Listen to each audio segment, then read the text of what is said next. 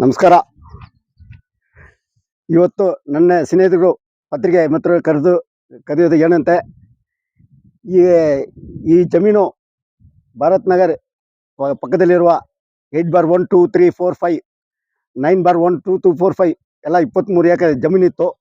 ಈ ಜಮೀನೆಲ್ಲ ನಾವು ನಮ್ಮ ತಂದೆ 1943ನಲ್ಲಿ ಪರ್ಚೇಸ್ ಮಾಡಿದರು. ಅರ್ಧ 1947 ಇಂಡಿಪೆಂಡೆಂಟ್ ಮುಂಚೆ ಪರ್ಚೇಸ್ ಮಾಡಿದರು. ಆಮೇಲೆ ನಾನು 40 ವರ್ಷಕ್ಕೆ ಮುಂಚೆ ಕೆಲವು ಲ್ಯಾಂಡ್ಗಳೆಲ್ಲ ನಮ್ಮ ತಂದೆ ಸೇಲ್ ಮಾಡಿಬಿಟ್ರು. ಅದರಲ್ಲಿ ಕೆಲವರು ಮನೆಯೆಲ್ಲ ಕಟ್ಟಿ ವಾಸ ಮಾಡ್ತಾರೆ. ನಮ್ಮ ಜಮೀನಲ್ಲಿ ನಾನು ಒಂದು ಮನೆ ಕಟ್ಟಿ ಇಲ್ಲಿ ವಾಸ ಮಾಡ್ಕೊಂಡು ಬರ್ತಾಯಿದ್ದೀನಿ. ಇದಕ್ಕೋಸ್ಕರ ನಾವು ಏನಂತೆ, ಈಗ ಪಕ್ಕದಲ್ಲಿ ಇರುವ ಭಾರತ್ ನಗರ, ME ನಗರ, ವಿದ್ಯಾನಗರ, ಪಾಲಾರ್ ಲೇಔಟು, ಇಲ್ಲಿ HB ನಗರ ಏನೇನೋ ಹೆಸರು ಇಟ್ಟಿದ್ದಾರೆ. ಇಲ್ಲಿ ನಮ್ಮ ಸುಮಾರು 100 ಮನೆ ಆಗಿದೆ. ಅದಕ್ಕೋಸ್ಕರ ನಾವು DKL ಪಂಚಾಯತಿಗೆ ಆಲ್ರೆಡಿ ಮೆಮೊರಾಂಡಮ್ ಕೊಟ್ಬಿಟ್ಟಿದ್ದೀನಿ.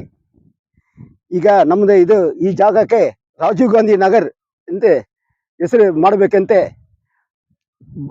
ಬರುವ 7ನೇ ತಾರೀಕು 7/12/2025 ಅವತ್ತು ನಮ್ಮ ಬಂಗಾರಪೇಟೆ ಶಾಸಕ ನಾರಾಯಣ ಸ್ವಾಮಿ ಅವರು ಉದ್ಘಾಟನೆ ಮಾಡ್ತಾರೆ. ತಾವುಗಳು ಇಲ್ಲಿ ವಾಸ ಮಾಡುವ ಜನ ಎಲ್ಲರೂ ಬಂದು ಇದನ್ನೇ next Bharat Nagar East extension ಪಕ್ಕದಲ್ಲಿ ಇರುವ ಜಾಗನೇ ರಾಜೀವ್ ಗಾಂಧಿ ನಗರ್ ಉದ್ಘಾಟನೆ ನಡೀತಾ ಇದೆ. ಅದಕ್ಕೋಸ್ಕರ ತಾವುಗಳು ಎಲ್ಲರೂ ಬಂದು ಈ ಫಂಕ್ಷನಲ್ಲಿ ಭಾಗವಹಿಸಬೇಕು ಕೇಳ್ಕೊಳ್ತೀನಿ. ನಮಸ್ಕಾರ. என்னுடைய எங்கள் நிலம் 75 வருடங்களுக்கு முன்பு வாங்கி இருந்தோம். அந்த நிலத்தில் நாங்கள் சுமார் 23 ஏக்கர் லேண்ட் இருந்தது. 40 வருஷத்துக்கு முன்னால் நாங்கள் கொஞ்சம் கொஞ்சமாக விற்றுட்டோம். இந்த லேஅவுட்டில் சுமார் 100 வீடுங்க ஆகி உள்ளது. எல்லாத்துக்கும் பக்கத்தில் இருக்கிற பாரத் நகர், பக்கத்தில் இருக்கிற ME நகர், HB நகர் எல்லாருக்கும் பேர் வச்சுக்கிறாங்க. எங்கள் பகுதிக்கு ராஜீவ் காந்தி நகர்னு நாங்கள் DKL பிளான்டேஷன் பஞ்சாயத்துக்கு லெட்டர் கொடுத்துள்ளோம். அதை முன்னிட்டு அன்று ஒரு விசேஷம் எங்கள் ஏரியாவில் ஒரு அம்மன் கோவில் கும்பாபிஷேகம் நடைபெறுகிறது. அந்த நேரத்தில் MLA அணுகி நாங்கள் எங்களுக்கு ராஜீவ் காந்தி நகர் என்று பெயர் பலகையை வைக்க கேட்டுள்ளோம். அவரும் ஒப்புக்கொண்டு உள்ளார். அதனால் அன்று முதல் இந்த இடத்துக்கு ராஜீவ் காந்தி நகர் என்ற பெயர் சூட்டப்படுகிறது.